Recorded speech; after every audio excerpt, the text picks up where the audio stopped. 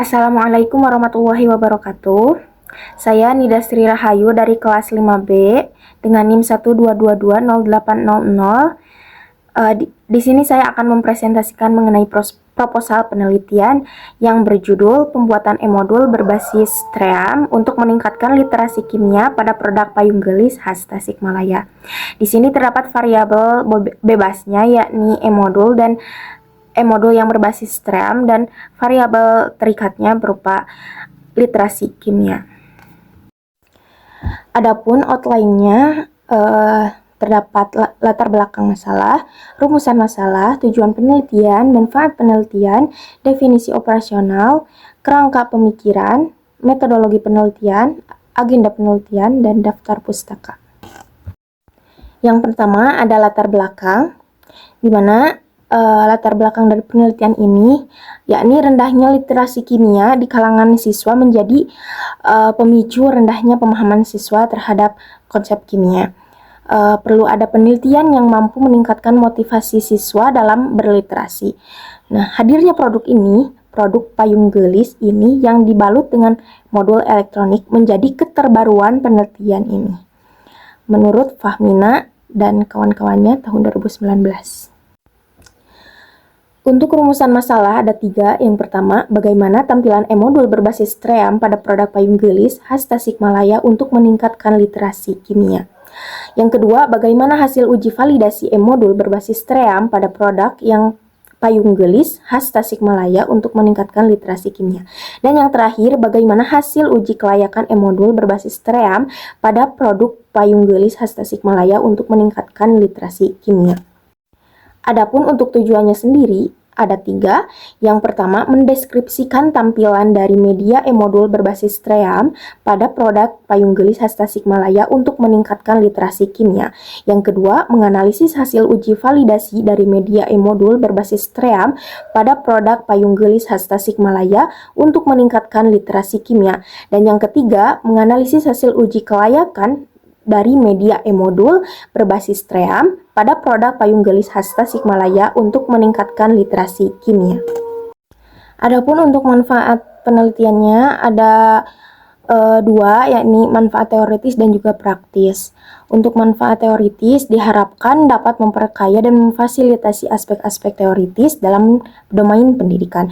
Untuk manfaat praktis itu ada bagi guru, bagi siswa, dan juga bagi peneliti. Bagi guru, penelitian ini diharapkan menjadi acuan untuk meningkatkan literasi kimia lingkungan siswa. Bagi siswa diharapkan dapat memperoleh manfaat, sedangkan bagi peneliti untuk berkontribusi di masa yang akan datang. Untuk definisi operasional, yang pertama itu ada media pembelajaran. Menurut Marhadi dan Hazar tahun 2023, media pembelajaran itu merupakan segala bentuk peralatan, baik fisik, yang digunakan untuk menyajikan konten pendidikan. Yang kedua ada e-modul. E-modul merupakan media pembelajaran yang bersifat self-instructional yang hanya memuat suatu materi pembelajaran. Kemudian ada pendekatan STREAM. Menurut Basham dan Marino dan Agustina dalam Triwahyuning Tias tahun 2022 dikatakan bahwa STREAM merupakan pendekatan yang dikembangkan dari STEM dan STEAM. Di sini ada penambahan religion dalam STREAM. Kemudian ada literasi kimia menurut Syafiana, Santi, dan Endang Wijajanti tahun 2023, yakni kemampuan untuk memahami dan menggunakan pengetahuan kimia dalam berbagai konteks. Ya. Kemudian ada payung gelis. Payung gelis menurut Setia tahun 2021 menyatakan bahwa payung gelis itu kerajinan tangan tradisional dari Tasikmalaya, Jawa Barat, Indonesia yang merupakan kekayaan budaya dan ekonomi yang penting bagi daerah tersebut. Kemudian ada kerangka pemikiran. Menurut Fahmina, literasi kimia siswa itu pada umumnya masih rendah. Hadirnya produk payung gelis ini berinovasi untuk meningkatkan literasi kimia dan mengurangi dampak lingkungan yang dibantu oleh media pembelajaran berupa e-modul yang berbasis TREAM. Rahmatia dan Aziz juga menekankan bahwa media pembelajaran harus dirancang untuk menyampaikan pesan pendidikan secara efektif dan mendukung penguasaan materi oleh siswa. Oleh karena itu, media tersebut dapat menjadi alternatif pembelajaran pada produk payung gelis yang berorientasi pada literasi kimia. Nah, untuk aspek-aspek literasi kimia, ini harus berkaitan dengan modul ataupun subjeknya, yakni ada konteks kimia yang dimana menyatakan bahwa literasi kimia ini melibatkan analisis relevan kimia dari kehidupan sehari-hari. Kemudian ada konten kimia yang mengatakan bahwa menganalisis pengetahuan tentang reaksi kimia, sifat-sifat bahan, dan lain sebagainya. Dan yang terakhir ada proses kimia yang mengidentifikasi isu ilmiah dan menerapkan pengetahuannya. Yang terakhir ada sikap sains yang mana sikap sains ini menganalisis sikap siswa terhadap kimia yang dapat secara signifikan mempengaruhi hasil belajar siswa tersebut. Adapun gambar dari kerangka pemikiran bisa dilihat di tabel samping kanan. Yang selanjutnya mengenai metodologi penelitian, yang dimana terdapat poin-poin desain penelitian, instrumen penelitian, dan teknik mengumpulkan data.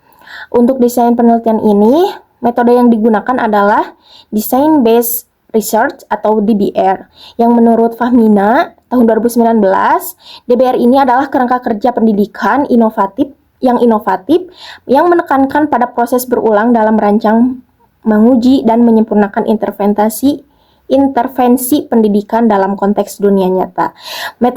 Metodologi ini dicirikan oleh fokusnya pada kolaborasi antara peneliti, praktisi, dan pemangku kepentingan untuk mengembangkan solusi yang disesuaikan dengan lingkungan pembelajaran tertentu.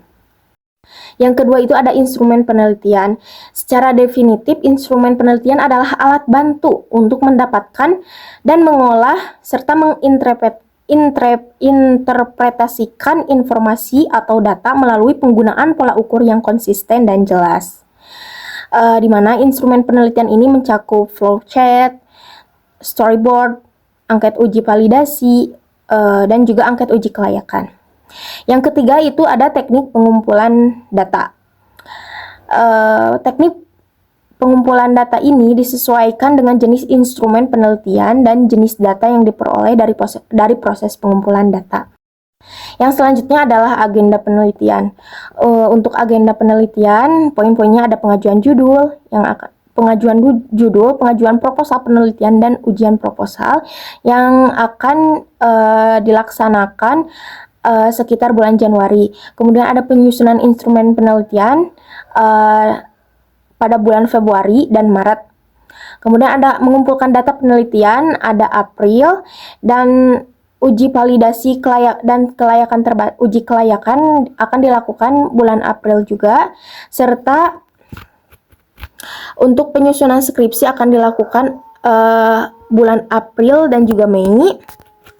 Dan yang terakhir itu ada ujian skripsi yang akan dilakukan bulan Juni. Adapun daftar pustaka pada PPT ini diambil dari yang pertama ada Al-Watoni, Fadilah, Fahmina, dan Yusmaita. Oke, pembahasan mengenai presentasi mengenai proposal penelitian ini mungkin cukup. Terima kasih. Wassalamualaikum warahmatullahi wabarakatuh.